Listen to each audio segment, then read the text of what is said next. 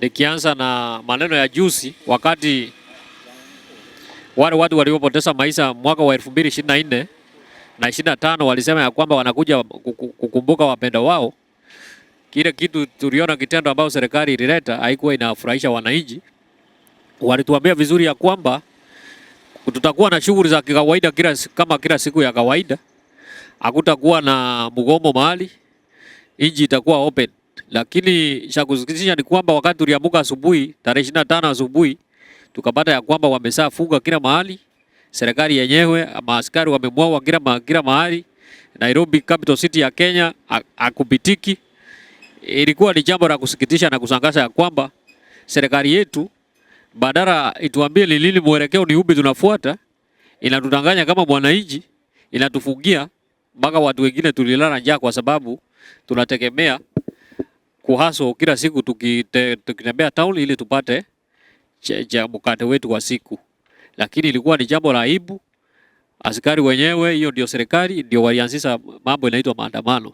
Sisi kama wananchi tulikuwa tumesema tunaenda huko tukumbuke wapendo wetu waliopotea, tuweke maua, tena turudi nyumbani tukiwa salama kabisa. Lakini kwa kupitia kwa hiyo serikali ambayo sijui kama inajielewa ama haijielewi, kwa sababu ufisadi umekithiri nchi na ni serikali inaonekana kama ni ya kihimla, chenye inafaa kufanya ifanyi. So hiyo jambo ilikuwa inaonekana ilileta picha mbaya, hata nchi zingine za kigeni zikiangalia wakasema hiyo jambo haiwezekani. Kwa hivyo serikali yetu inafaa kuwajibika, ilinde maslahi ya wananchi na isitumie nguvu kupita kiasi, kwa sababu kama jana juzi tuliona wakitumia nguvu kupita kiasi. Watu zaidi ya 355 walikuwa ndani, wengine walichukuliwa kama watetezi wa wanadamu, human right activists, wengine walienda wakateswa kabisa. Hiyo jambo tunakemea sisi kama wananchi. Serikali hii ndio ilituahidi ya kwamba watakapoingia uongozini matibabu itakuwa ya bure.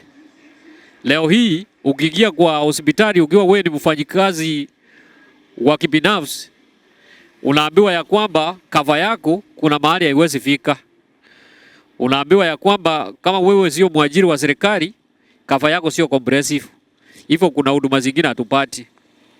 Ndio nilikuwa nauliza president wetu kama anaona kwamba itasaidia wananchi wote kwa jumla, ingetutoa hapo watu wenye tunafanya kazi ya kibinafsi, tutengenezewe insurance company yetu yenye itatushughulikia kama wengine, kwa sababu sisi zote ni wa Kenya. Lakini ikifika kwa kuhudumiwa, sasa hapo ubaguzi inaanzia hapo.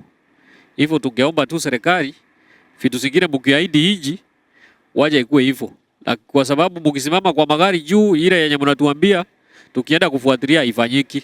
Juzi tu alituahidi ya kwamba mtu mwenye anapata mshahara wa 30,000 afai kutolewa ushuru ama tax. Lakini hiyo ilikuwa tu ni maneno ya kufurahisha wananchi, apate makofi aende nyumbani. Yaani imekuwa tu ni uongo, ni kama kuvaa suti na hujaoga. Mtu amevaa suti vizuri lakini ukiangalia vizuri hajaoga. Sasa hiyo serikali kama hiyo ndio tunajaribu kuona kama ikifika mwaka ujao tuwaondoe mamlakani, tulete serikali yenye itawajibika na itatekeleza matakwa ya mwananchi. Hiyo ndio ingekuwa maoni mzuri.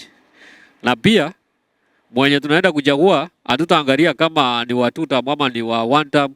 Tunaenda kuchagua kiongozi mwenye anajua chenye anaenda kufanya, sio venye anafikiria anaenda kufanya kazi bila kuhusisha wananchi. Sisi wananchi ndio tunamweka pale na sisi ndio tuko na nguvu hata kikatiba ya kukuweka na kukuondoa pale.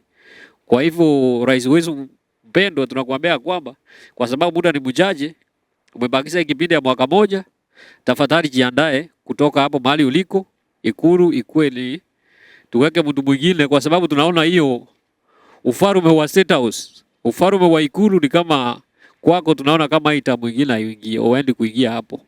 Kwa hivyo nashukuru kwa hii nafasi. Asante.